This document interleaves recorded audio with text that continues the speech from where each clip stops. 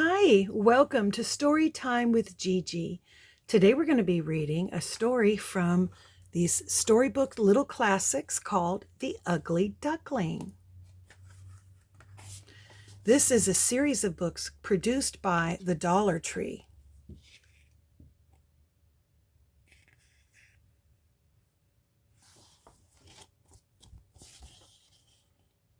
Once upon a time, a duck sat on her nest in a big farmyard.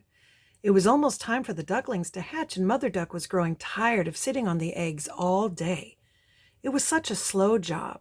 She was eager to get off the nest and join the other farm animals. Finally, the eggs began to shake. The ducklings were hatching. One egg cracked open, followed by another and another. Mother Duck quacked with joy. The newborn ducklings practiced quacking as they looked around the vast farmyard. "I hope you're all hatched now," Mother Duck said as she stood beside the nest.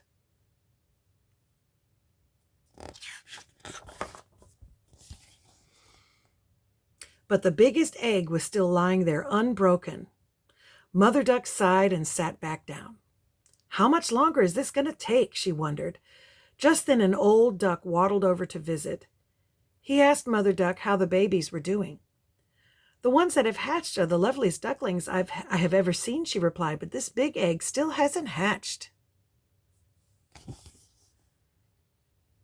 The old duck peered at the large speckled egg. "Why, that's a turkey egg. That's no duckling in there, I'm sure of it. Leave it alone and go teach your ducklings how to swim." But Mother Duck was sure that the egg would hatch soon, so she sat on it some more, waiting for the last baby to hatch.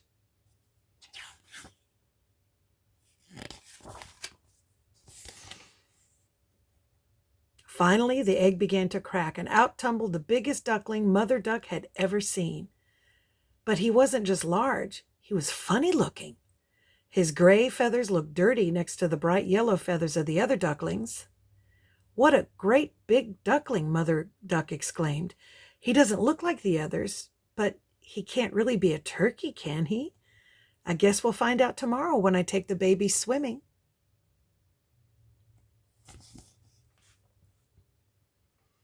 The next day, Mother Duck and the babies waddled across the farmyard. When they reached the river, the ducklings jumped right in. They tipped over at first, but they were soon upright and their little legs paddled beneath them. Mother Duck watched proudly from the riverbank. "Well," she said to herself, "that big gray baby is certainly not a turkey. Look how well he uses his legs. What a strong swimmer. He's my own little one, all right, and he's almost handsome when you take a good look at him."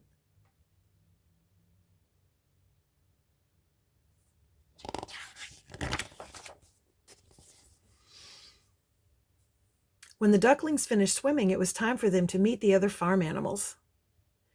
"Come now," Mother Duck said to her babies. "Don't be scared. Look alive and don't turn your toes in. A well-bred duckling turns its toes out, just like its father and mother. Now bend your knees and quack hello."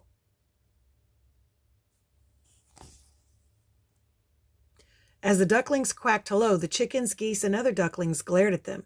"There are too many ducks as it is," cried an old goose. "And now you have to deal with this new bunch too. This big one is so ugly he's hurting my eyes." "Leave him alone," Mother Duck said as she flapped her wings. "He may not be handsome, but he is happy and can swim beautifully. In fact, he's a better swimmer than his brothers and sisters." Aww. While the other ducklings explored the farm, the big duckling was jostled and pecked by the other birds. They laughed at his size and teased him for being so funny looking. The poor baby didn't know what to do. He felt like an outsider and was upset at being teased so much. Aww. The next day, the big duckling was picked on again. The ducks nipped at him, the geese honked angrily, and the chickens pecked his feet. Even his own brothers and sisters made fun of him. And so it went every day until the gray duckling couldn't take it anymore and he decided to run away. Oh.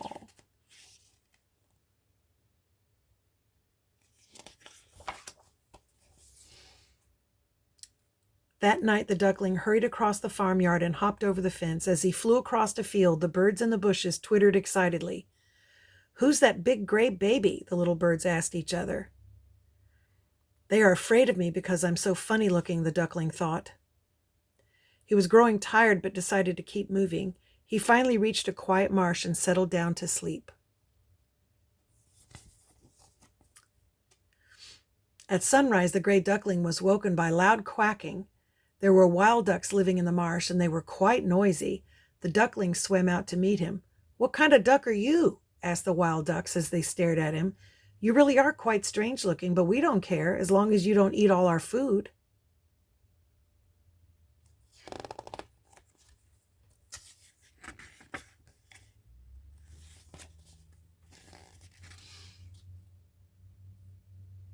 The duckling stayed with the wild ducks for several days. They weren't exactly kind, but at least they stopped teasing him. There, he met other birds too. 2 big geese had come to visit the ducks. "Listen," said the biggest goose, "why don't you fly away with us? There's a nice flock of wild geese not far from here. They honk beautifully and can teach you how to talk like us."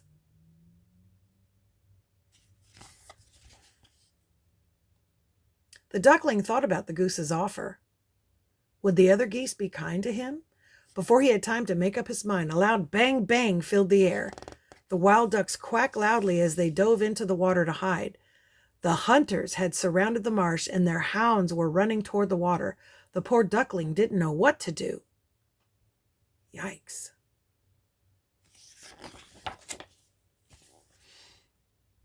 The terrified duckling hid his head underneath his wing. But a hound quickly found him. As the duckling trembled with fear, the slobbery dog lowered his huge muzzle and sniffed the duckling. But just as soon as he had appeared, the dog bounded off. The duckling sighed with relief. He stayed perfectly still until the hunters and their dogs had left. That night, he was much too nervous to sleep, so he decided to leave the marsh. After a long journey, the duckling came upon a cottage. An old woman and a hen were sitting in the sunny yard. The woman's eyesight wasn't very good, and she thought the big duckling was a plump duck that had strayed from home. She smacked her lips at the thought of eating duck eggs and invited the duckling to live with her.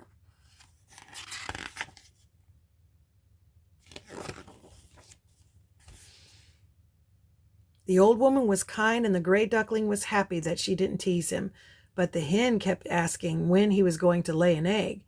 When he said that he couldn't lay eggs, the hen laughed at him. "What are you good for?" she asked. The duckling felt quite sad. He was restless in the cottage and longed to go swimming. He decided that it was time to go on his way.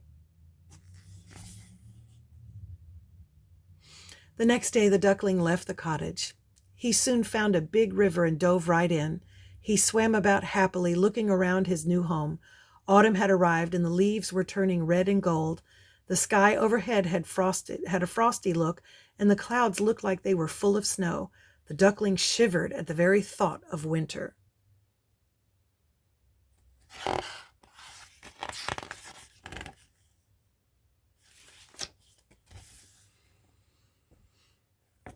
Autumn turned to winter, and the gray duckling shivered every day and night, but at least the river hadn't fully frozen, so he was able to spend days swimming. At long last, the snow began to melt, and the grass began to grow. It was springtime. Aww. One warm day, a flock of large birds landed on the riverbank. The duckling hid behind some reeds and watched them.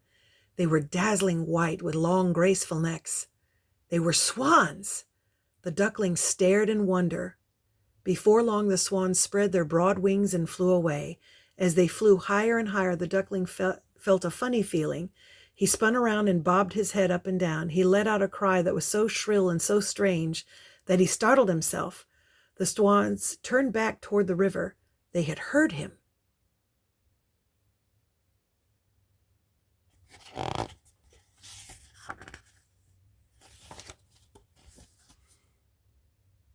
The majestic swans landed on the river, looking around for whoever had cried out to them. The duckling gathered all of his courage and left his hiding spot. When the swans spotted him, they spread their wings and rushed to meet him. The duckling became frightened and hid his head under his wing. But there, on the surface of the water, he saw his own reflection. He was no longer a clumsy, ugly duckling. He was a majestic swan. He cried out in surprise as the swans swam up to him and stroked him with their beaks. The other swans bowed down to him. They had never seen such a handsome swan.